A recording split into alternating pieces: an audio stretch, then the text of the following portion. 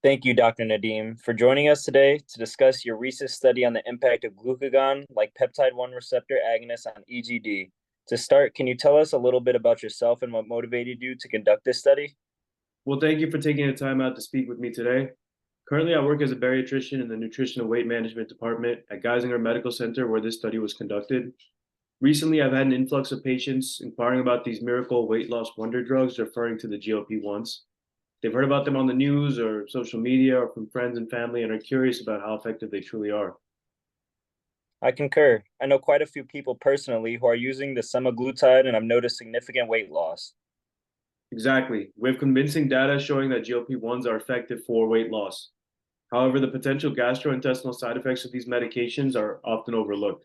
The primary motivation for this study came from growing concerns in the medical community about these potential side effects.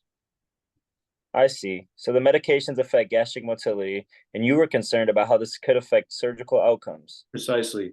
We were particularly concerned about the adequacy and safety of these medications for patients undergoing sedated procedures like EGD.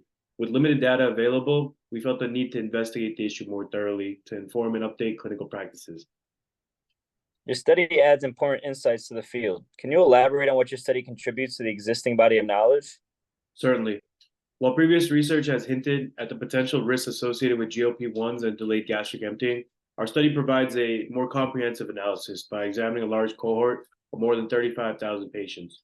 We quantified the increased risks of retained gastric contents, aborted procedures, and the need for repeat EGDs in patients using these medications. We also stratified our analysis by diabetes status, showing that the risk persists regardless of whether or not the patient has diabetes. That's very informative. Given these findings, what do you think should be the next steps for both research and clinical practice? For clinical practice, our study suggests that healthcare providers should carefully assess the use of GLP-1s in patients scheduled for EGD or any procedure for that matter. More specific guidelines need to be developed on when to withhold these medications prior to surgery.